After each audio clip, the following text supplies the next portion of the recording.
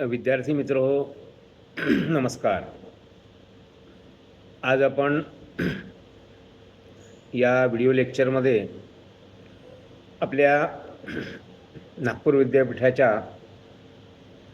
BA भाग 2च्या सत्र 3च्या अभ्यासक्रमामध्ये पद्य विभागामध्ये समाविष्ट असलेले संत तुकाराम महाराजांचे 2 अभंग, त्या 2 अभंगांचा भावार्थ समजून घेणार आहोत.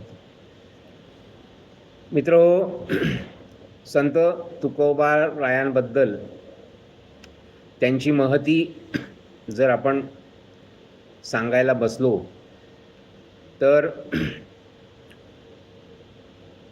एक स्वतंत्र व्याख्यान किंवा अशी स्वतंत्र व्याख्यानं आपल्याला आयोजित करावी लागतील.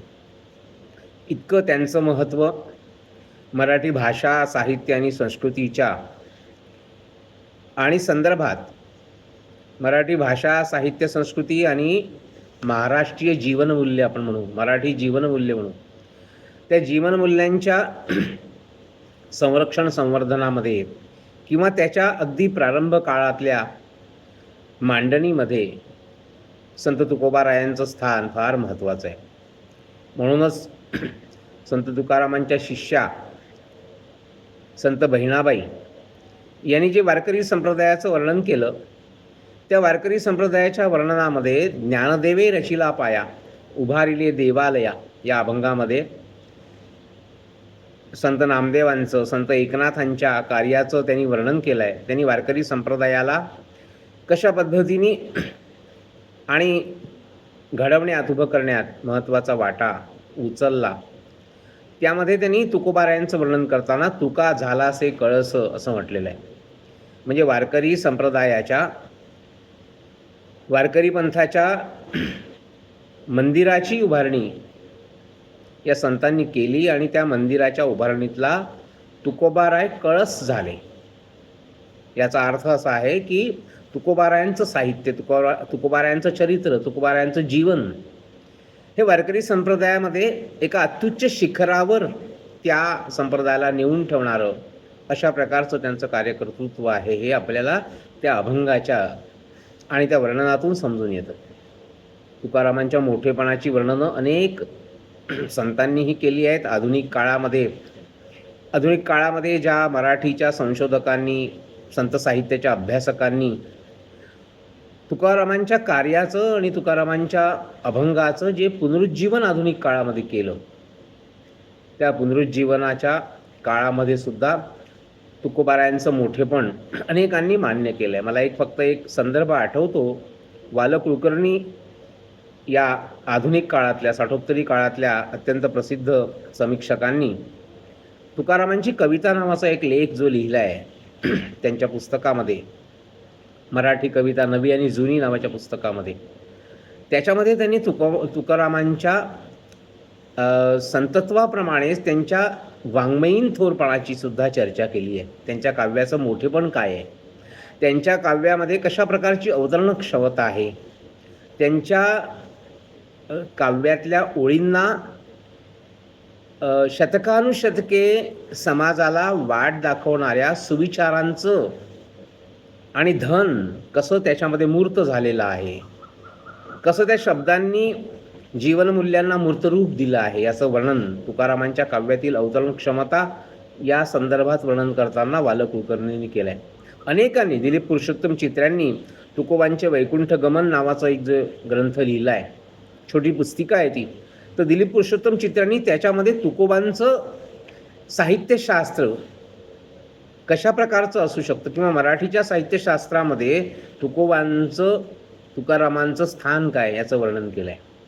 संत तुकारामांचा जन्म हा 1608 मध्ये, म्हणजे इसवी सन 1608 मध्ये देहू या गावाला झाला. आपण जर आता पुण्याला गेलो तर पुणे परिसरामध्ये एका बाजूला आपल्याला आळंदी म्हणजे संत ज्ञानेश्वरांचं जन्मस्थान आणि समाधीस्थान आपल्याला दिसतं, त्याचं दर्शन आपल्याला घेता येतं, त्या परिसरामध्ये आपल्याला वावरता येतं. आणि दुसऱ्या बाजूला आपण मुंबई हायवेवर गेलो, पुणे मुंबई रस्त्यावर, तर आपल्याला देहू रोड म्हणजे देहू नावाचं गाव आपल्याला लागतं. त्या देहू या गावामध्ये संत तुकारामांचा जन्म झाला 1608 मध्ये. म्हणजे आपल्याला हेही लक्षात येईल की 1608 ते 1650 हा तुकारामांच्या जीवनाचा कालखंड आहे. किती कमी आयुष्य लाभलं आहे संत तुकारामांना, फक्त 42 वर्षांचं आयुष्य. आणि या 42 वर्षांच्या आयुष्यामध्ये त्यांनी एक अशी शिदोरी आपल्या मराठी समाजाला, मराठी जनतेला किंवा एकूणच जगाला दिलेली आहे की त्या प्रकाशामध्ये समाज संस्कृतीच्या वाटेवर वाटचाल करू शकतो. तुकोबांचा जन्म 1608 मध्ये देहूला झाला. तुकोबांचे समकालीन 2 महापुरुष त्यांच्या काळामध्ये होऊन गेले. एक छत्रपती शिवाजी महाराज आणि दुसरे समर्थ रामदास स्वामी. योगायोग असा की समर्थांचा जन्मसुद्धा 1608 ला झाला आणि समर्थांचा मृत्यू 1681 मध्ये झाला.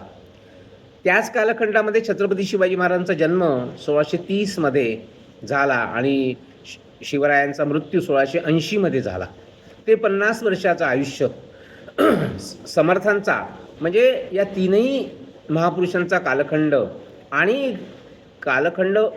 आणि परिसर, त्यांचा परिसर, ज्या प्रदेशामध्ये, ज्या परिसरामध्ये त्यांनी आपलं काम केलं आणि आपल्या भारतीय धर्मसंस्कृतीची ध्वजा आणि त्यांनी फडकवली आणि जी काही आक्रमणं त्या पूर्वीच्या काळामध्ये भारतीय धर्मसंस्कृतीवर झालेली होती, त्या भारतीय धर्मसंस्कृतीवरच्या आक्रमणांना आपल्या पद्धतीने वाङ्मयाच्या माध्यमातून, समाज प्रबोधनाच्या माध्यमातून आणि उत्तर देण्याचा आणि या धर्मसंस्कृतीचं रक्षण करण्याचा प्रयत्न तुकोबारायांनी केला.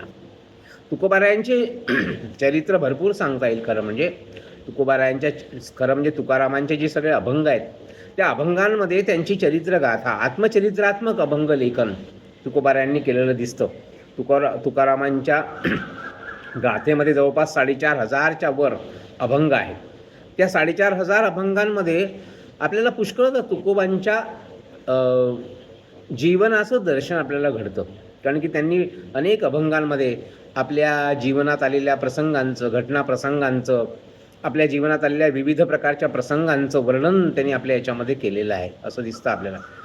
म्हणजे अगदी वैकुंठ गमनापर्यंत, म्हणजे सुरुवातीच्या काळातल्या संघर्षापासून आम्ही जातो अमुच्या गावा, अमुचा राम राम घ्यावा, इथपर्यंत त्यांनी जे वर्णनं आपल्या अभंगातून करून ठेवली आहे ती त्यांचं जीवनचरित्र आपल्यासमोर मांडणारी आहे. त्याच्यामुळे वेगळ्या जीवनचरित्राची आपल्याला गरजही पडत नाही. असं तुकोबारायांचं जे जीवन होतं, त्यांच्या जीवनाचं ध्येय काय आहे ते सुद्धा त्यांनी अनेक अभंगातून सांगून ठेवलं आहे. झाडू संतांचे मार्ग, आडराणी भरले जग, उच्छिष्टाचा भार उरला तो सेऊ, असं ते म्हणतात. धर्माचे पालन करणे पाखांड खंडन, हेची आम्हा करणे काम, बीज वाढवावे नाव, असं त्यांनी म्हटलेलं आहे. वेदांचा तो अर्थ आम्हासीच ठावा, एरांनी वाहावा भार माथा. या सगळ्या तुकारामांचे 4500-5000 अभंग आहे, लक्षात घ्या. जेव्हा आपण तुकोबांची गाथा वाचायला सुरुवात करतो तेव्हा आपल्या लक्षात येतं की त्यांचं जे भावविश्व आहे ते किती प्रगल्भ आहे. कशा प्रकारच्या भारतीय संस्कृतीचं सर्व संचित जे आहे जीवनमूल्यांचं, ते सर्व संचित पचवून एक प्रकारे तुकोबाराय ठामपणाने उभे आहेत असं आपल्याला दिसतं. आणि त्यांचा संघर्ष, अंतर्बाह्य जग आणि मन असं ते म्हणतात, हा संघर्ष पण त्यांच्या आत्मकथनात्मक अभंगातून सतत त्यांनी वर्णन केलेला आहे. तर तुकारामांच्या या अभंगवाणीचा आणि आस्वाद किंवा या अभंगवाणीचा अनुभव आपल्याला घेता येऊ शकतो आपल्या अभ्यासक्रमातल्या 2 अभंगांमध्ये. ते 2 अभंग असे आहेत. एक पहिला अभंग आहे पुण्यपर उपकार. आता त्या काळातले कवी जे होते ते आपल्या अभंगांना काही शीर्षकं देत नव्हते. जसं कवितेला आधुनिक काळातले कवी प्रत्येक कवितेला एक शीर्षक देतात, तसे काही शीर्षकं देत नव्हते. त्याच्यामुळे आपण आपल्या सोयीसाठी, म्हणजे अभ्यासक्रमाचं जेव्हा संपादन केलं जातं तेव्हा त्याच्या सोयीसाठी त्यांच्या अभंगाचा जो पहिला चरण असतो त्या चरणाला आपण शीर्षकाचं स्थान देतो. म्हणजे पुण्यपर उपकार हा एक अभंग आहे आणि जे का रंजले गांजले या 2 अभंगांचा अभ्यास आपल्याला या BA सत्र 3च्या आणि साहित्यरंग भाग 2 या पुस्तकामध्ये समाविष्ट असलेल्या अभंगांचा आपल्याला विचार करायचा आहे. आता तुकोबारायांच्या विचारधारेच्या संदर्भात आपण विचार करायला लागलो की कोणत्या प्रकारची विचारधारा घेऊन ते आपल्या जीवनाचा क्रम त्यांनी केला, तर आपल्या लक्षात येतं की भारतीय परंपरा संस्कृतीमध्ये प्राचीन काळापासून वेद उपनिषदांपासून रामायण महाभारतांपासून त्यांच्या साहित्यामध्ये मधल्या काळामध्ये मी एक छोटासा शोधलेख लिहिला होता की मराठी संत काव्यातील राम आणि कृष्णदर्शन. तर प्रभू रामचंद्र आणि भगवान श्रीकृष्ण या दोघांचं दर्शन त्यांच्या साहित्यातून कसं घडतं याच्यामध्ये तुकोबारायांचा पण समावेश केला होता.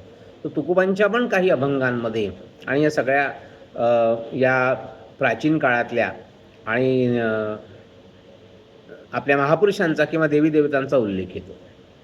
तसंच वेगवेगळ्या प्रकारची जी काही जीवनमूल्य आणि संस्कृत साहित्यामध्ये सांगितलेली आहेत, वेद विशेषतः वेद आणि उपनिषद या दोन ग्रंथांमध्ये किंवा या दोन साहित्यकृतींमध्ये जी काही आहे त्याचा प्रभाव आपल्याला तुकारामांच्या काव्यावर पडलेला स्पष्ट दिसतो.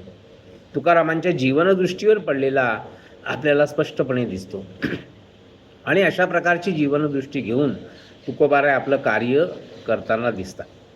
त्यांच्या साहित्याचं वैशिष्ट्य म्हणजे त्यांच्या काव्याचं वैशिष्ट्य म्हणजे आपल्याला त्यांच्या काव्याचं वैशिष्ट्य जेव्हा आपण सांगायचा प्रयत्न करतो तेव्हा आपल्याला विलियम वर्ड्सवर्थची काव्याची व्याख्या जी आहे ती त्याचं स्मरण होतं. पोएट्री इज द म्हणतो की पोएट्री कविता म्हणजे काय, तर कविता म्हणजे भावनांचा सहजोद्रेक, शब्दरूप भावनांचा उद्रेक. Poetry is the spontaneous overflow of powerful feelings taking its origin from the emotions recollected in tranquillity, असं जे तो म्हणतो की भावभावनांचा व्यक्तिमत्वाचा आविष्कार आणि तुकोबांच्या काव्यातून झालेला आपल्याला दिसतो. म्हणून त्यांची कविता ही अत्यंत भावस्पर्शी, अत्यंत उत्कट तळमळीची, जळा वेगळी मासळी तैसा तुका तळमळी, असं तुकोबारायांनी वर्णन केलं आहे. अनुभवे आले अंगा ते या जगात येत असे, असं तुकोबारायांनी वर्णन केलं आहे. काव्यनिर्मिती प्रक्रियेविषयी सुद्धा तुकोबारायांनी बऱ्याच कवितांमधून सांगून ठेवलं आहे की त्यांच्या काव्याची निर्मिती प्रक्रिया कशी घडते, त्यांचं काव्य कसं निर्माण होतं. जन हे सुखाचे दिल्या घेतल्याचे बा अंतकाळीचे कोणी नाही, असं सगळं त्यांच्या अभंगातून आपल्याला त्यांची जीवनदृष्टी, त्यांची वाङ्मय दृष्टी ही आपल्याला त्यांच्या अभंगातून दिसते. तर त्यांच्या अभंगांनी मराठी भाषा, साहित्य आणि संस्कृती या तीनही अंगांना अत्यंत महत्त्वाचं असं योगदान केलेलं आहे, हेही आपल्याला जाणवतं. आपण जर तुकारामांची शब्दकळा पाहिली, आपण तुकोबांच्या अभंगांमध्ये जे अनेक शब्द आले आहेत त्यांनी मराठी भाषा कशा प्रकारे समृद्ध केलेली आहे, आपण जर थोडा खोलात जाऊन विचार केला तर आपल्या लक्षात येतं की मराठी भाषा समृद्ध करण्यामध्ये तुकोबांच्या अभंगवाणीचा हे आहे. आजही आपण अनेक प्रकारचे जे सुविचार पाहतो, पुण्य पर उपकार पाप हे पर पीडा अनेक नाही जोडा दुजा यासी, आपण अभंग बघणार आहोत. तुकारामांच्या मी सांगितलं मगाशी की तुकारामांच्या काव्यातली अवतरण क्षमता म्हणजे तुकारामांच्या काव्यातली सुविचार क्षमता ही कशा प्रकारची आहे हे वालकुलकर्णी त्या लेखामध्ये दाखवून दिलेलं आहे, अनेकांनी दाखवून दिलेलं आहे. तर राग जाधवांचं सुद्धा तुकोबांच्या अभंगवाणीचं आनंदाचा डोह नावाचं पुस्तक आहे. आनंदाचे डोही आनंद तरंग, आनंदाची अंग आनंदाचे, असं तुकोबारायांनी वर्णन केलं आहे आपल्या मानवी जीवनाचं आणि त्यांच्या एका विशिष्ट भावावस्थेचं. विठ्ठलाशी एकरूप झाल्यानंतरच्या किंवा विठ्ठलाच्या साक्षात्कारानंतरच्या भावावस्थेचं वर्णन करताना आनंदाचे डोही आनंद तरंग असं आनंदाचा डोह नावाचं पुस्तक सांगायचं होतं की राग जाधवांनी त्यांच्या कवितेचं मोठेपण त्या ग्रंथातून वर्णन केलेलं आहे. असं अनेक मोठं साहित्य आपल्या मराठीमध्ये आहे, त्याच्यामध्ये तुकोबारायांच्या आणि वैयक्तिक, व्यक्तिगत, सामाजिक, सांस्कृतिक आणि वाङ्मयीन थोरपणाचं वर्णन आपल्याला अतरतत्र सापडेल.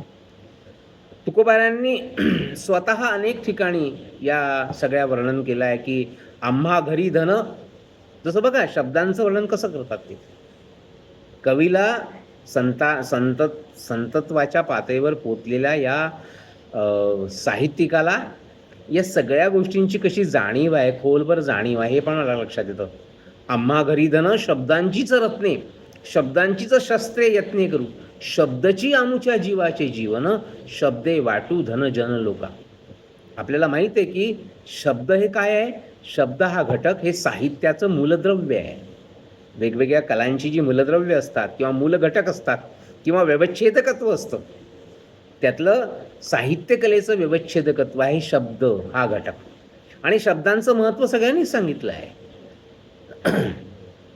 तर तुकारामांच्या मोठेपणाचं जर आपण लक्षात घेतलं तर त्यांच्या सर्व प्रकारच्या जीवनाचे पैलू आपल्याला त्यांच्याच अभंगांमध्ये त्यांनी वर्णन केलेलं दिसतं. आपल्याला या ठिकाणी 2 अभंगांचा भावार्थ समजून घ्यायचा आहे, कारण की एवढ्या पुरताच हा व्हिडिओ आपण सम्मिलित ठेवलेला आहे. तर त्यांचा पहिला जो अभंग आपण इथे घेणार आहोत तो आहे पुण्यपर उपकार. सुरुवातीला आपण अभंगांमधले चरण बघू, शब्द बघू आणि मग त्याचा भावार्थ काय आहे ते आपण लक्षात घेऊ. मी मगाशी जे सांगितलं की तुकोबांच्या अभंगवाणीचं नातं भारतीय ज्ञान परंपरेशी आहे, संस्कृत ज्ञान परंपरेची आहे. कारण की हे जे सगळे संत आहेत की यांचं जे शिक्षण झालेलं आहे, औपचारिक आणि अनौपचारिक शिक्षण एक प्रकारे जे झालेलं आहे, या सर्व प्राचीन परंपरांच्या, कीर्तन प्रवचनांच्या, लोकसाहित्याच्या, लोककलांच्या या माध्यमातून, या ज्ञान परंपरेच्या माध्यमातून या लोकांचं शिक्षण झालेलं आहे, या संतांचं, असं आपल्याला दिसतं. त्याच्यामुळे हा अभंग बघा की पुण्यपर उपकार पाप ते परपीडा. आता या अभंगांचं थोर पण घराघरामध्ये आपल्या आधुनिक काळातल्या अनेक गायकांनी पोचवलं आहे. लता मंगेशकर असो, पूर्ण मंगेशकर कुटुंब असो, किंवा अनेक मोठे मोठे गायक असो, जितेंद्र अभिषेकींसारखे. पंडित भीमसेन जोशींनी तुकारामांच्या अनेक अभंगांना आणि आपला स्वर दिलेला आहे. आणि त्याच्यामुळे ते सगळी अभंगवाणी आपल्या मराठी माणसांच्या हृदयापर्यंत पोचलेली आहे आणि त्याच्यामुळे तिने स्थान निर्माण केलेलं आहे. जेव्हा आपण भिंतीवरच्या वचनांचा विचार करतो तेव्हा आपल्या विद्यार्थ्यांसाठी एक अत्यंत महत्त्वाचं वचन मी नेहमी त्याचं ते कोट करत असतो. तुकाराम असं म्हणतात, तुकोबाराय असं म्हणतात, असाध्य ते साध्य करिता सायास कारण अभ्यास तुका म्हणे. अभ्यास या शब्दाची व्याख्याच एक प्रकारे तुकोबारांनी त्याच्यामध्ये केलेली आहे. एखादी गोष्ट वारंवार करणं म्हणजे अभ्यास. आणि असाध्य ते साध्य करिता सायास कारण अभ्यास तुका म्हणे. एखादी गोष्ट आपण जेव्हा वारंवार करतो तेव्हा कोणत्याही गोष्टीवर आपल्याला प्रभुत्व प्राप्त करता येतं, ती गोष्ट आपल्याला अंगीकृत करता येऊ शकते. तर हा जो अभंग आहे, पुण्यपर उपकार पाप ते परपीडा आणिक नाही जोडा दुजा यासी, सत्य तोची धर्म असत्य ते कर्म आणिक हे वर्म नाही दुजे.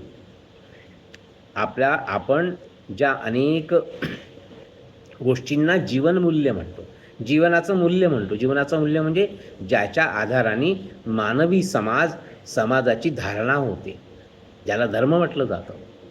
समाजाची धारणा ज्या जीवनमूल्यांच्या आधाराने होते त्यालाच धर्म म्हणतात. धारणात धर्म इत्याहू धर्मो धारयते प्रजा. प्रजेची धारणा करणारी जी काही व्यवस्था असते त्याला आपण धर्म म्हणतो, धर्माची व्याख्या केली जाते. प्राणीनाम अभ्युदय निश्रेयस हेतूस धर्मा, अशी शंकराचार्यांनी व्याख्या केली आहे. तर त्याच्यामध्ये काय आपल्या लक्षात येतं की ही जी वेगवेगळ्या प्रकारची जीवनमूल्य असतात, सत्य, जसं गांधीजींनी आपली एकादश व्रत सांगितली होती, कारण आणि आपल्या जसं परंपरेमध्ये किंवा बुद्ध धर्मामध्ये 5 पंचशील सांगितलेले आहेत. पाणातिपाता वेरमणी सिक्खापदम समादियामी, अदिन्ना दाना वेरमणी सिक्खापदम म्हणजे सत्य, अहिंसा, अस्तेय, अपरिग्रह वगैरे वगैरे, ही जी 5 जीवनमूल्य किंवा गांधीजींच्या एकादश व्रतांमध्ये म्हणजे 11 व्रतांमध्ये ती जी सगळी आलेलीच आहेत. तर ह्याला आपण जीवनमूल्य म्हणतो. याची व्याख्या तुकोबाराय या अभंगामध्ये करतात. म्हणजे काय नेमकं आहे जीवनमूल्यांचा अर्थ काय आहे? हे मूल्य आपल्या जीवनामध्ये अंगीकृत करायची म्हणजे काय करायचं? म्हणून आपण महापुरुषांच्या जीवनामध्ये बघतो की या जीवनमूल्यांचं, हे लोकमान्यांचं जीवन असो, महात्मा गांधींचं जीवन असो, विवेकानंदांचं जीवन असो, या महापुरुषांच्या जीवनाकडे जेव्हा तुम्ही बघता तेव्हा आपल्या लक्षात येतं, किंवा या संत मंडळींचं जीवन असो, ही जी ईश्वरनिष्ठांची मांदियाळी अनवरत भूमंडळी भेटत या भूता, भेटतू भूता, अशी प्रार्थना संत ज्ञानदेव माऊली जेव्हा करते, त्याच्यामध्ये वर्णन केलेली ही जी ईश्वरनिष्ठांची मांदियाळी आहे, ही ईश्वरनिष्ठांची मांदियाळी म्हणजे आपल्या देशातल्या महापुरुषांची मांदियाळी, संत मंडळींची मांदियाळी. ती मांदियाळी आपलं जीवन कोणत्या मूल्यांच्या आधारावर जगते, तर या मूल्यांच्या आधारावर जगते, ज्याची व्याख्या तुकाराम महाराज या अभंगामध्ये करत आहेत. पुण्य म्हणजे काय, पाप म्हणजे काय, आपल्याला प्रश्न पडतो ना. पुण्य म्हणजे काय, पाप म्हणजे काय, सत्य म्हणजे काय, असत्य म्हणजे काय, गती कशाला म्हणायचं, अधोगती. बघा तुकाराम महाराज वर्णन करतात, पुण्य पर उपकार, पाप ते पर पीडा, आणिक नाही जोडा दुजा यासी. म्हणजे ते काय म्हणतात, दुसऱ्यांवर उपकार करणं म्हणजे पुण्य, आणि दुसऱ्यांना दुःख देणं, दुसऱ्यांना त्रास देणं, दुसऱ्यांना पीडा देणं म्हणजे पाप. बघा साधी सरळ सोपी अशी पुण्य आणि पाप या शब्दांची व्याख्या तुकोबारांनी केलेली आहे. आणि पुढे म्हटलेलं आहे, आणिक नाही जोडा दुजा यासी. याला दुसरं काही याच्यासारखं नाही, जोडा याच्यासारखं जुळणारं, याची जोड असलेलं, याला जोड म्हणून, म्हणजे हे जे सत्य आहे, हे जे तुकाराम महाराज या अभंगामध्ये सांगत आहेत, त्याला जोड करणारं दुसरं नाही आहे कोणतंच, असं आपल्याला दिसतं याच्यामध्ये. पुन्हा अनेक नाही जोडा दुजा यासी. आता हा जो अभंग आहे पुण्यपर उपकार, आपल्याला असं लक्षात येतं की आपल्या संस्कृत साहित्यामध्ये एक अत्यंत प्रसिद्ध सुभाषित आहे, की त्या सुभाषितामध्ये असं म्हटलेलं आहे,